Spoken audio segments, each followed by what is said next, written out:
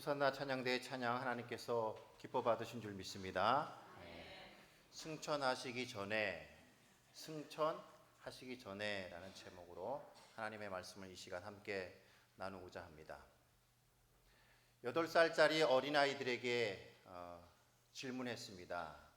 얼음이 녹으면 무엇이 된다. 선생님이 문제를 낸 거예요. 선생님이 원했던 답은 무엇이냐면은 물이 된다. 얼음이 녹으면 물이 된다. 근데 어떤 어린이는 얼음이 녹으면 봄이 온다. 근데 이 선생님이 틀렸다고 이렇게 그어버렸어요. 안타깝죠. 맞는 말 같은데 어떤 어린이는 얼음이 녹으면 북극곰이 울어요. 여러분 맞아요, 틀려요? 맞죠. 왜 틀리게 했을까요? 사촌이 땅을 사면 어른들의 답은 배가 아프다. 그런데 어떤 어린이는 가본다. 사촌이 땅을 사면 가본다.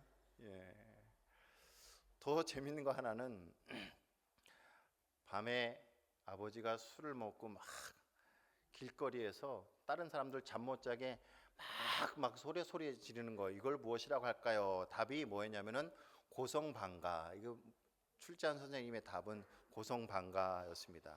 근데 8살짜리 어린이가 아빠인가 엄마인가가 아닌 게 참 다행이라고 그런 얘기를 들었습니다. 참 어린아이들의 생각은 다양한데 그것을 바라보는 어른들의 고정관념, 그 틀에 박혀 있는 그 생각, 바뀌지 않는 그 생각, 참 어른들이 바뀌지 않는 것 같습니다. 참 안타깝게도 오늘 본문에 나와 있는 제자들의 모습이 그러하지 않은가 생각이 되어집니다.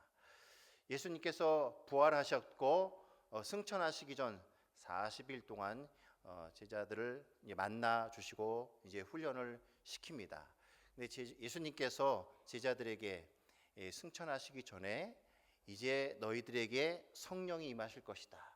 예루살렘을 떠나지 말고 성령을 기다리라. 성령이 너희에게 임하시면 너희가 권능을 받고 부활의 증인이 될 것이다 라고 말씀하시니까 그것을 이해하지 못하고 이 제자들은 여전히 자신들의 고정관념, 자신들의 생각으로 가득 차 있어서 성령이 임하고 우리에게 권능이 임하면 그때가 이스라엘을 회복하는 때입니까? 라고 엉뚱한 자신들의 생각을 피력하는 이 제자들의 모습, 참 예수님과 공생의 초기라면 이해가 좀 되겠지만은, 혹시 중기라면 이해가 되겠지만은, 이제 예수님께서 3년 동안 제자들 데리고 다니면서 제자 교육을 다 시키시고 오늘 본문의 시점은 십자가에 죽으시고 부활하신 그 예수님을 만난 그 상태에서 여전히 예수 그리스도의 사역을 이해하지 못하는 그 제자들의 모습이 우리들의 모습이 아닌가 생각이 되어집니다. 예수님께서 부활 승천하셨습니다. 부활에서부터 승천에 이르기까지 오늘 성경에 하면 며칠이요? 40일 동안 계시면서 머무시면서 제자들에게 말씀하셨습니다. 그런데 사실 예수님께서 부활하신 후에 곧바로 40일 동안 이 땅에 계실 것이 아니라 바로 하늘로 승천하셔도 될 일입니다. 왜냐하면 예수님께서도 십자가상에서 십자가 지실 때 뭐라고 하셨습니까? 내가 다 이루었다. 내가 다 이루었다. 사망 권세 이기시고 부활하신 주님께서는 이제 40일 동안 이 땅에 머무실 이유가 없었습니다. 하늘로 바로 승천하셔도 됐는데, 그런데 그 주님은 40일 동안 이 땅에 계시면서 제자들에게 마지막 중요한 당부를 하십니다. 그 부탁의 말씀이 성령이 너에게 임하실 것인데 그러면 너희가 권능을 받게 되고 너희가 증인이 될 것이다. 부활의 증인이 될 것이다. 사복음서에서 동일하게 그것을 증거해 주고 있습니다. 마태복음에서는 그러므로 너희는 가서 모든 족속으로 제자를 삼아 아버지와 아들과 성령의 이름으로 세례를 주고라고 하면서 이야기하고 있고, 마가복음에서 뭐라고 이야기합니까? 너희는 온 천하에 다니며 만민에게 복음을 전파하라. 또 누가복음 뭐라고 이야기합니까?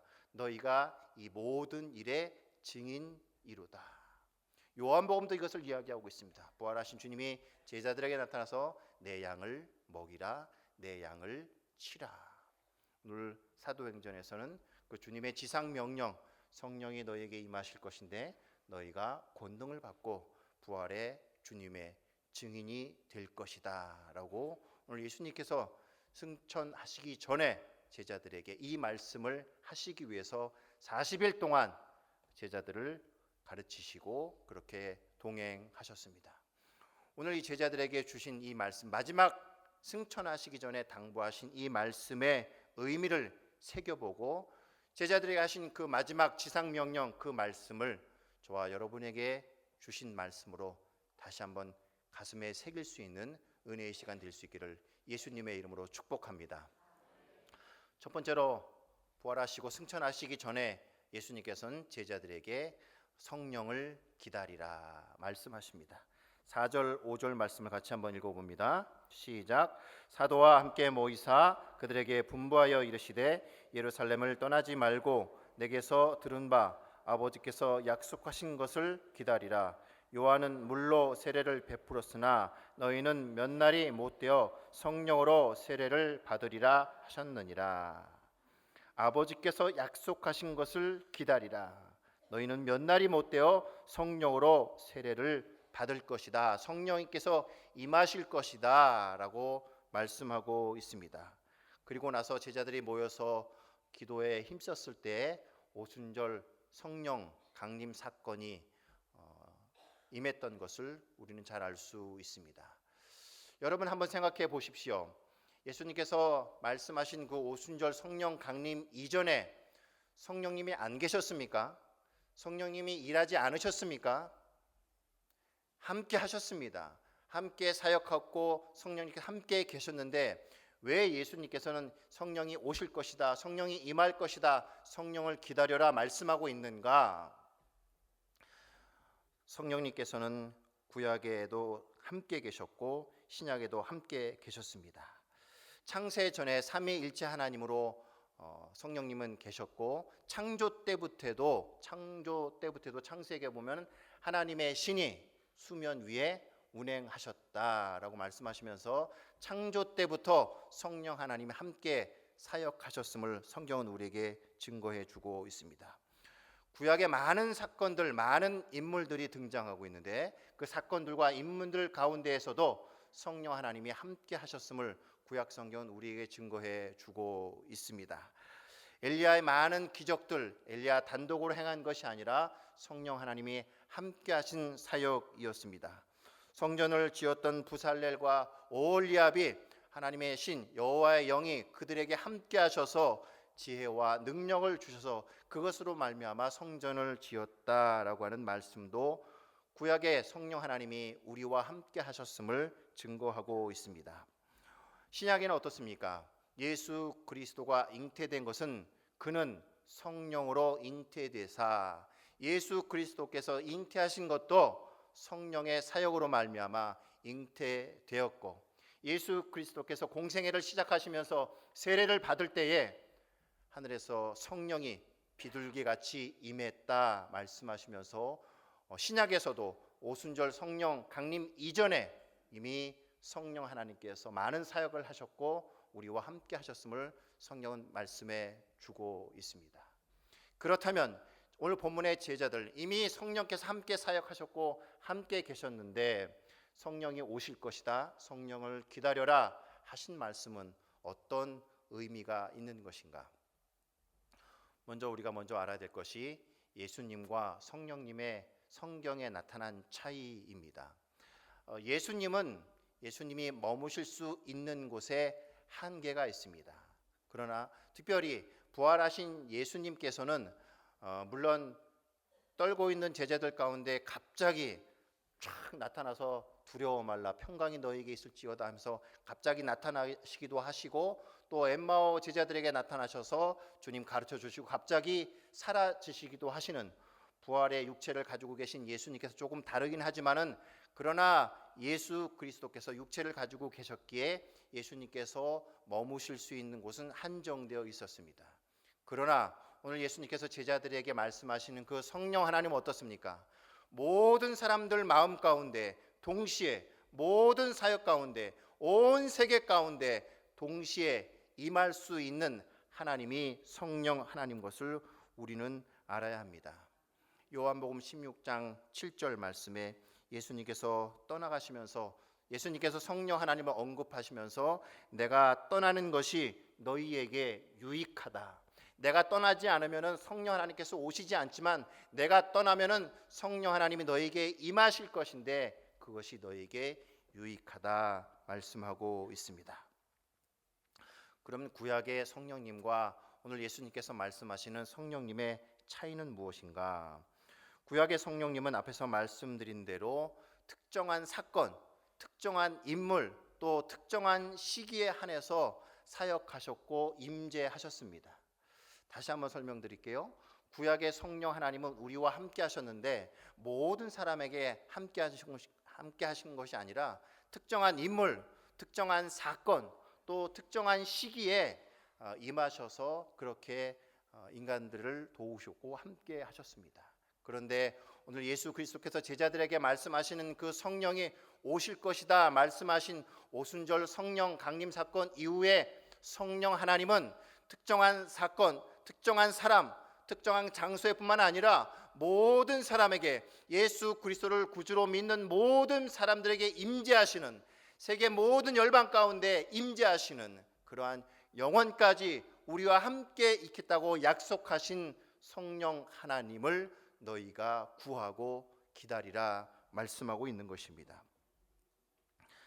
요한복음 14장 16절 말씀을 같이 한번 읽어봅니다. 요한복음 14장 16절 말씀입니다. 구약의 사울이 초대 왕이죠. 사무엘로부터 기름 부음 받았을 때 여호와의 영이 그에게 임했다 말씀하셨고, 그러나 사울 왕이 범죄했을 때 여호와의 영이 그를 떠났다라고 하는 말씀이 있습니다. 그러나 오늘 예수님께서 말씀하시는 성령님은 어떠한 성령님인가? 요한복음 16장 16절 있습니다. 내가 아버지께 구하겠으니 그가 또 다른 보혜사를 너희에게 주사 영원토록 너희와 함께 있게 하리니. 아멘. 아멘. 아멘. 우리와 영원토록 함께 있겠다고 약속하신 그 성령을 주님 기다리라 말씀하고 있습니다. 마태복음 28장은 또 무엇이라고 이야기합니까? 볼지어다 세상 끝날까지 너희와 항상 함께 있으리라 하시니라. 아멘. 그 성령을 우리가 예수 그리스도께서 받기를 원하시고 그 성령을 기다리라, 그 성령을 간구하라 오늘 주님 우리에게 말씀하고 있습니다. 그렇습니다. 예수님께서 말씀하시는 그 성령님은 우리에게 임하셔서 떠나지 않으시는 하나님. 구약의 하나님은 인간이 범죄했을 때 떠나시는 하나님이었는데 우리에게 임하신 성령 하나님은 우리에게 떠나지 않고 우리와 영원히 함께 하시는 하나님이십니다. 왜 떠나지 않으십니까? 우리에게 임하시는 성령 하나님은 구약의 백성보다 우리가 더 거룩하기 때문에, 구약의 백성보다 우리가 더 죄를 안 짓기 때문에 우리를 떠나지 않으시는 겁니까? 아니요. 예수 그리스도 때문에요. 예수 그리스도 때문에 여전히 구약의 백성과 동일하게 하나님 앞에 범죄하고 허물이 많지만 예수 그리스도 십자가 공로 의지하여 그것 때문에, 예수님 때문에 우리의 죄값을 다 감당하셨기 때문에 성령님께서 우리를 떠나지 않으시고 영원히 너희와 함께 있겠다 말씀하시는 겁니다. 대신 성령 하나님 우리와 함께 하시는데 신약 말씀에 의하면은 우리가 범죄하고 잘못된 길로 나아갈 때 성령 하나님이 근심한다. 성령 하나님이, 우리 안에 있는 성령 하나님이 떠나지 않으시고 근심한다 말씀하고 있습니다. 하나님의 성령을 근심하게 하지 말라. 그 안에서 너희가 구원의 날까지 인치심을 받았느니라. 에베소서 4장 말씀에 우리 안에 성령님이 항상 함께 하시는데 그 성령 하나님을 너희가 근심하게 하지 말라 말씀하고 있습니다. 참 헷갈립니다. 우리가 예수 그리스도를 구주로 믿고 영접하고 물세례를 받을 때에 예수님을 나의 구원자로 고백할 때 그때 내 안에 성령이 임하신 것인가? 아니면은 그 예수님을 영접하고 받은 물세례 외에 별도로 성령의 세례를 내가 성령의 임재를 받아야 되는 것인가? 여러분 어떻게 생각하십니까? 헷갈리죠? 네. 정답을 말씀드리겠습니다. 정답은 두 개 다 맞고 두 개 다 우리가 추구해야 되는 바입니다. 고린도전서 12장에 의하면 누구든지 성령이 아니고서는 예수를 무엇이라 할 수 없다? 주라 할 수 없다. 내가 예수 그리스도를 나의 구주, 나의 하나님으로 고백하는 것은 내가 고백하는 것이 아니라 내 안에 성령께서 역사하셔서 믿음을 주셔서 예수 그리스도를 나의 구주, 나의 하나님으로 고백하는 것이지 내가 하는 것이 아니고 성령께서 하시는 것이다. 그렇기 때문에 내가 예수 그리스도를 구주로 믿고 고백하는 것은 내가 예수 그리스도를 믿을 때에 내 안에 성령 하나님이 임재한 증거입니다. 그리고 또 두 번째, 내가 계속해서 예수 그리스도를 구주로 이미 영접했지만은 계속해서 예수 그리스도의 모습을 닮아가기까지 성령의 충만을 구하는 것이 우리 믿는 자들의 도리인 줄 믿습니다. 철로 역정에 보면 이런 내용이 나옵니다. 철로 역정의 주인공이 크리스천인데 해설자가 크리스천에게 벽난로를 보여줍니다. 그 벽난로가 무엇입니까? 크리스천이 해설자에게 묻습니다. 이 벽난로는 하나님께서 우리에게 주신 은총을 의미합니다. 근데 그 벽난로 앞에 옆에서 마귀가 그 불이 꺼지도록 물을 붓고 있는 겁니다. 근데 이상하게 그 불이 꺼져요? 꺼지지 않아요? 꺼지지 않는 겁니다. 그래서 크리스천이 그 해설자에게 묻습니다. 저기다가 마귀가 계속 물 붓고 있는데 저 불이 왜 꺼지지 않습니까? 따라와 보십시오. 벽 뒤로 돌아가 봤더니 어떤 천사가 그 불이 꺼지지 않도록 무엇을 붓고 있어요? 기름을 붓고 있는 겁니다. 기름을 붓고 있는 겁니다. 사랑하는 성도 여러분, 우리가 늘 성령 충만을 구할 수 있길 바랍니다. 사도 바울이 고백했습니다. 나는 날마다 죽노라. 나는 날마다 죽노라. 내가 그리스도와 함께 십자가에 못 박혔나니 그런즉 이제 내가 사는 것이 아니요 내 안에 그리스도께서 사는 것이라. 나는 철저히 죽어지고 내 안에 부활하신 하나님께서 예수 그리스도께서 성령 하나님께서 나를 온전히 주장할 수 있도록 성령 하나님을 구하는 것이 또한 우리의 자세인 줄 믿습니다. 이러한 성령 하나님을 날마다 구하며 기도하며 나아갈 수 있는 저와 여러분 될 수 있기를 예수님의 이름으로 축복합니다. 오늘 두 번째로 성령이 우리에게 임하시면 오늘 8절 말씀을 같이 한번 읽어봅니다. 오직 성령이 너희에게 임하시면 너희가 권능을 받고 예루살렘과 온 유대와 사마리아와 땅끝까지 이르러 내 증인이 되리라 하시니라. 내 증인이 되어라가 아니라 성령이 너희에게 임하시면 권능이 너희에게 임할 것이고 너희에게 능력이 임할 것이고 너희가 내 증인이 될 것이다. 부활의 증인이 될 것이다 라고 말씀하고 있습니다. 권능, 두나미스라고도 하는데 능력이라고도 많은 본문에 그렇게 번역이 되어집니다. 하나님의 권능, 성령이 우리에게 임하면은, 성령 충만하면은 우리에게 하나님의 권능, 하나님의 능력이 우리에게 임한다. 성령은 말씀하고 있습니다. 그래서 성령 충만을 받은 사람, 성령 세례를 받은 사람은 다릅니다. 찬양이 달라지고요, 미소가 얼굴이 환해지고요, 기도 5분 하기도 힘든, 5분이 뭡니까? 1분 하면 기도 다 끝나는 사람들이 성령 충만하면 어떻습니까? 기도의 깊은 자리까지 내려갈 수 있는 것입니다. 사랑할 수 없었던 그 사람을 성령님이 임하시면 권능이 임하시고 능력이 임해서 내 힘이 아니라 하나님의 능력으로 말미암아 사랑할 수 있는 힘이 생기는 것입니다. 어떠한 사람은 이 권능을 성령의 은사라고 해석을 하기도 합니다. 성령의 은사, 다양한 능력, 성령의 은사가 있는데 이것은 내가 원한다고 하나님께서 주시는 것이 아니라 하나님의 주권적인 역사에 의해서 개인의 이익과 유익이 아니라 철저히 하나님의 나라와 주님의 몸된 교회를 위해서 성령 하나님께서 주권적으로 주시는 하나님의 선물입니다. 성령 충만을 위해서 제가 기도했습니다. 하나님 아버지, 이 인성한 목사가 성령 충만하게 하옵소서. 성령의 능력으로 함께하옵소서. 능력으로 함께하여 주셔서 하나님 아버지, 이 손을 얹고 기도하는 자마다 하나님 벌떡벌떡 모든 병자가 치료되게 도와주시옵소서. 그래서 하나님 아버지, 인상한 목사가 목회하는 그곳에 사람들이 구름대와 같이 몰려들게 하셔서 하나님, 큰 대형교회 많은 사람들이 야, 인상한 목사는 성공한 목회를 한 사람이구나 라고 기도하는 제 자신을 발견하고 하나님 앞에 회개 기도한 기억이 있습니다. 여러분, 성령 충만을 왜 강구하십니까? 혹시 다른 사람들에게 방언의 은사를 자랑하기 위해서 혹 성령의 은사를 구하지는 않습니까? 하나님께서 우리에게 능력으로 함께 하시는데 그 능력을 주시는 이유는 철저하게 개인의 유익이 아니라 하나님의 교회와 하나님의 나라가 바로 서기 위해서 하나님께서 능력을 주시고, 오늘 본문에 의하면은 증인되기 위해서 성령의 충만함을 주시는 것은 부활의 주님을 증거하고 하나님의 나라를 증거하기 위해서 우리에게 주어지는 것, 더 쉽게 말하면은 복음 전도와 선교를 위해서 성령이 주어지는 것임을 우리는 명심해야 할 것입니다. 너희가 예루살렘에서 그리고 땅끝까지 이르러 내 증인이 될 것이라 말씀하셨는데, 두 곳 예루살렘과 사마리아는 나에게 어디인가 살펴보고자 합니다. 지금 제자들이 예수님과 대화하고 있는 곳, 그곳이 예루살렘입니다. 지금 본문에 나와 있는 그 예루살렘은 제자들이 함께 예수님과 사역하고 있고 머물고 있는 것이 예루살렘입니다. 그렇다면은 우리에게 예루살렘은 어디입니까? 내가 머물고 있는 가정, 일하고 있는 일터, 내가 활동하고 있는 교회가 나의 예루살렘이 아니겠습니까?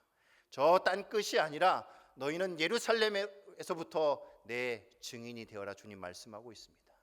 사마리아는 어디입니까? 여러분, 지리를 좀 쉽게 아시는 분은 아시겠지만은 예루살렘 유대 땅이 있고 그 위에 갈릴리 지역이 있고 그 가운데가 어디입니까?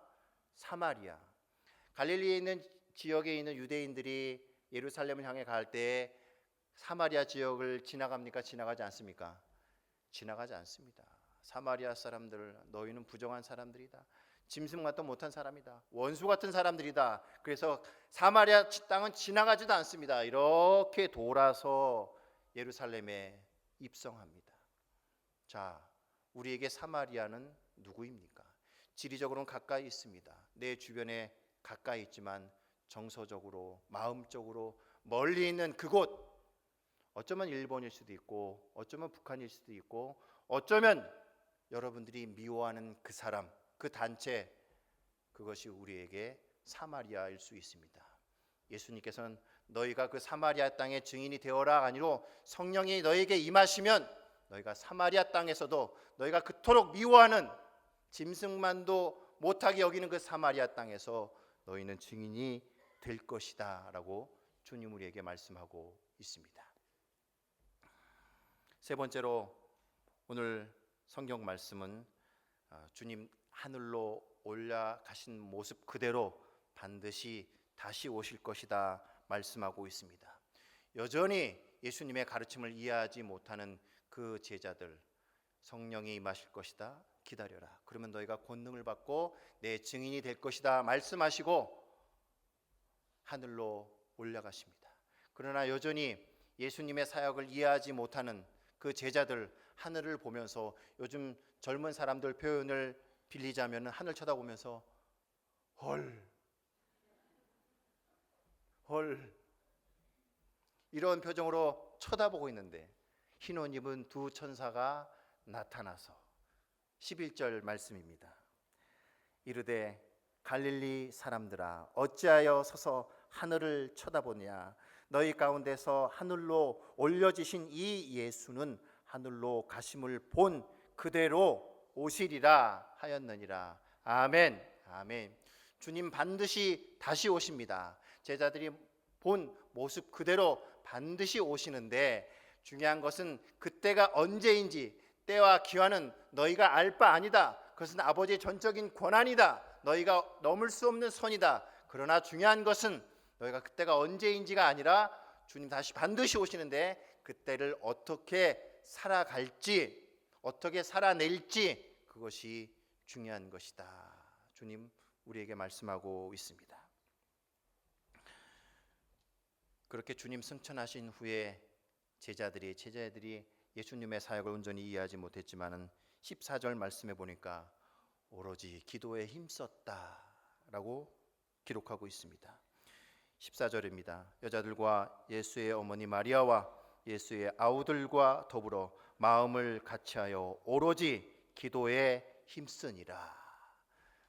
기도에 힘썼을 때 주님께서 말씀하신 오순절 성령 강림 사건이 모든 제자들에게 임했고 권능이 임했고 두려워 떠는 그러한 제자가 아니라 당당하게 예수님의 부활의 증인으로 많은 사람들 앞에 복음을, 십자가를, 하나님의 나라를 증거하는 변화된 그들의 모습, 그 역사, 그 사역이 오늘 말씀의 은혜가 저와 여러분의 기적이 될 수 있기를, 그러한 기적이 오늘 말씀의 은혜가 우리 세강교회가 될 수 있기를 예수님의 이름으로 축복합니다. 기도하겠습니다. 주님 감사합니다. 부활 승천하시면서 제자들에게 하셨던 그 말씀이 나에게 주신 말씀으로 받게 하시고 오늘 제자들에게 이루어졌던 오순절 성령 강림 사건이 오늘 우리들의 사건이, 우리 세강교회의 사건이 될 수 있도록 하나님 함께하여 주옵소서. 예수님의 이름으로 기도하옵나이다. 아멘.